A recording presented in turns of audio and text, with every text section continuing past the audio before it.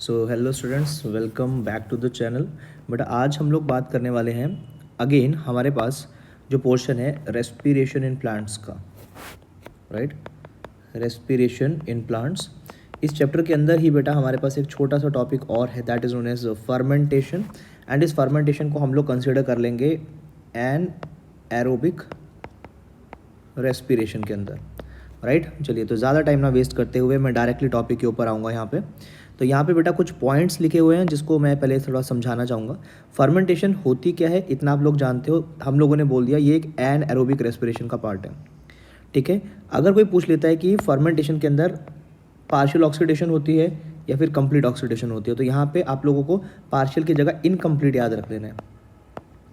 तो यहाँ पे भी इनकम्प्लीट ऑक्सीडेशन ही होगी, मतलब कि सिर्फ एरोबिक रेस्पिरेशन के अंदर कंप्लीट ऑक्सीडेशन होती है। किसकी होगी इनकम्प्लीट ऑक्सीडेशन? ग्लूकोज की, राइट। तो यहाँ पे क्या लिखा है, इन फर्मेंटेशन से by yeast the incomplete oxidation of glucose is achieved through anaerobic conditions by set of reactions where pyruvic acid is converted into carbon dioxide and ethanol। तो यहाँ पे होगा क्या, दो टाइप हैं एग्जैक्टली यहाँ पे, ज़रा यहाँ पे देख लीजिए। ये मेरे पास ग्लाइकोलिसिस का स्टेप दे रखा है, ग्लूकोज ग्लिसरॉल्डिहाइड 3 फॉस्फेट। यहाँ पे एंड पे आके मेरे पास ग्लाइकोलिसिस कंप्लीट हुई, देखिए यहाँ से आई, इस वाले साइड से आती गई आती गई आती गई और यहाँ पे पायरुविक एसिड बना। यहाँ पे एक चीज़ याद रख लेना, स्टेप नंबर 6 ऑफ ग्लाइकोलिसिस में NADH सिंथेसाइज होता है, मैंने बताया था। यही वाला NADH यूज्ड अप होगा कौन से वाले स्टेप के अंदर बेटा, फर्मेंटेशन में। मतलब कि और ज़्यादा सिंप्लीफाई करके बोल दिया जाए तो यहाँ पे हमारे पास होगा क्या, जो पायरुविक एसिड्स हैं, ठीक है, 3 कार्बन होता है, इसके कितने मॉलिक्यूल बनेंगे? 2, ठीक है। या तो ये 2 पायरुविक एसिड या फिर दोबारा से पायरुविक एसिड, दोनों की अलग अलग लोकेशन है। या तो ये करेंगे अल्कोहलिक फर्मेंटेशन, ठीक है, या फिर ये करेंगे लैक्टिक एसिड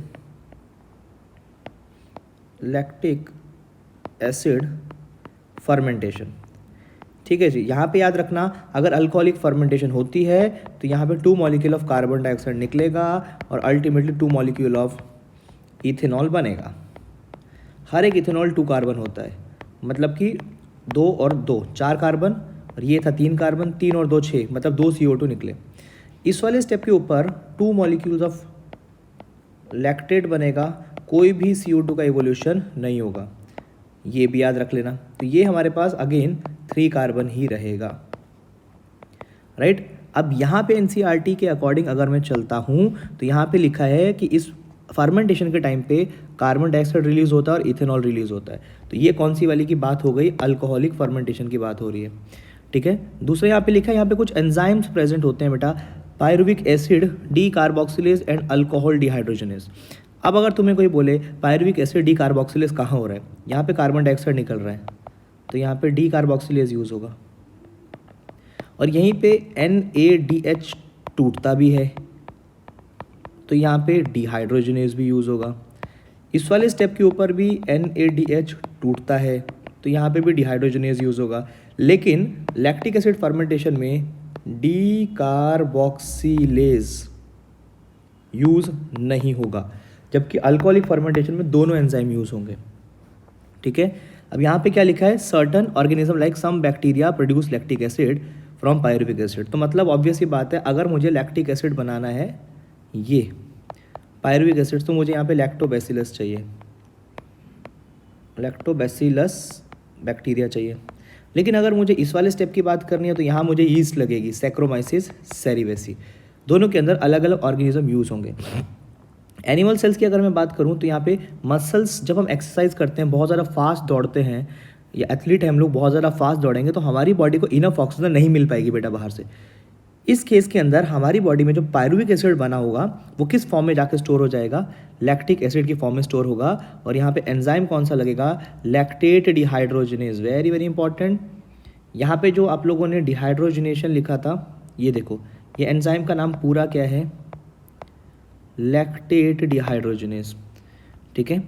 अब यहाँ पे लिखा है, यहाँ पे NADH टूटेगा ऑक्सीडाइज्ड होगा मतलब टूटेगा किसमें, NAD में, मैंने बता दिया दोनों प्रोसेस में होगा। लैक्टिक एसिड फर्मेंटेशन की बात करूँ या अल्कोहलिक फर्मेंटेशन की बात करूँ, दोनों के अंदर एनर्जी रिलीज कम होती है, मतलब कि जो हमारे पास एनारोबिक रेस्पिरेशन है यहाँ पे लेसर रिलीज ऑफ एनर्जी होता है, किसके कंपैरिजन में, as compare to aerobic respiration. ठीक है, अब यहाँ पे कितनी परसेंट होती है, देखो 7% से भी कम एनर्जी रिलीज होती है, ये वेरी इंपॉर्टेंट है। Less than 7% of the energy in glucose is release and not all the energy is trapped as high energy bond. जो भी 7% से कम एनर्जी, 7% से भी कम एनर्जी रिलीज होगी, और जो भी रिलीज होगी वो सारी की सारी ATP नहीं बनाएगी, not used for ATP formation. मतलब कि ये पूरी की पूरी प्रोसेस जो हो रही है उसका उतना ज़्यादा भी कोई यूज़ नहीं दिख रहा है बेटा। ठीक है, अगर सारी एनर्जी कन्वर्ट होती तो भी चांसेस थे कि ठीक है ATP फॉर्मेशन में यूज़ हो जाती, बट ऐसा नहीं होता है। ठीक है, और दूसरा लिखा है हैजार्डस है। हैजार्डस का मतलब क्या होता है बेटा, हार्मफुल है। कैसे है, या फिर अल्कोहल बनेगा, देखो आइदर एसिड बनेगा या अल्कोहल बनेगा। एसिड बना तो लैक्टेट बनेगा, अल्कोहल बना तो इथेनॉल बनेगा। क्वेश्चन आता है what is the net ATP that is synthesised, calculate how many ATP are synthesised and deduct the number of ATP utilised. देखो ग्लाइकोलिसिस में आप लोगों ने स्टेप नंबर 6 के ऊपर 2 NADH बोला था, राइट है। और दूसरा आप लोग अब यहाँ पे क्या कह रहे हो, यहाँ पे स्टेप नंबर 7 में भी आप लोगों ने 2 ATP बोला था, बने थे, और स्टेप नंबर 10 के अंदर भी आप लोगों ने बोला था 2 ATP बनेंगे। ठीक है, अब देखो यहाँ पे 2 ATP तो पहले यूज़ हो जाते थे स्टेप नंबर 1 एंड 2 पे, 1 एंड 3 पे, तो बचे कितने थे टोटल, या तो बच गया था 2 NADH या बच गया था 2 ATP। अब 2 NADH तो आप लोग यहाँ देख पा रहे हो, यहाँ यूज़ हो रहा है या यहाँ यूज़ हो रहा है, तो ये तो गया, बचा कितना, 2 ATP। अगर कोई बोलता है what is the net gain of ATP in the anaerobic respiration, that is 2 ATP। Anaerobic respiration में सिर्फ 2 ATP का नेट गेन होता है। इज इट ओके, ठीक है। What okay fine, yeast poison themselves to death when the concentration of alcohol reaches 13%। मतलब कि yeast जो है वो मैक्सिमम टू मैक्सिमम कितना अल्कोहल कंटेन कर सकती है, 13%, यहाँ तक ये फंक्शन करेगी। क्वेश्चन आ रहा है what would be the maximum concentration of alcohol in the beverage that are naturally fermented. देखो अगर अब नेचुरल फर्मेंटेशन से बनाना है तो मैक्सिमम 13% ही हो सकता है अल्कोहल का कंसंट्रेशन, आंसर विल बी 13%। इससे ज़्यादा अगर आप जाते हो तो यीस्ट की क्या हो जाएगी, डेथ, उसको बोला जाता है यीस्ट पॉइजनिंग, यीस्ट पॉइजनिंग। ठीक है, तो फिर क्वेश्चन आता है how do you think the alcoholic beverage of alcohol content greater than the concentration are obtained. इससे ज़्यादा अगर कंसंट्रेशन वाला कोई अल्कोहल है तो उसको कैसे ऑब्टेन किया जाएगा, सिंपल सी बात है, नेचुरल चांसेस नहीं है, फर्मेंटर्स यहाँ पे यूज़ होते होंगे, कुछ इंस्ट्रूमेंट्स यूज़ होते हैं जिनको बोलते हैं फर्मेंटर्स, डिवाइसेस हैं। ठीक है जी, बस यहाँ तक हमारे पास इसका फर्मेंटेशन के बारे में मेंशन था। स्टिल अगर आप लोग को कोई डाउट हो तो आप लोग पूछ सकते हैं। मुझे लगता है यहाँ तक आप लोगों को बिल्कुल क्रिस्टल क्लियर हो गया होगा।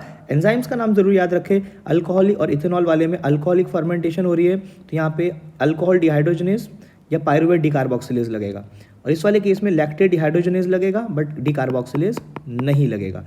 अल्कोहलिक वाले के चांस में 2 कार्बन डाइऑक्साइड रिलीज होंगे, यहाँ पे CO2 का रिलीज नहीं होगा।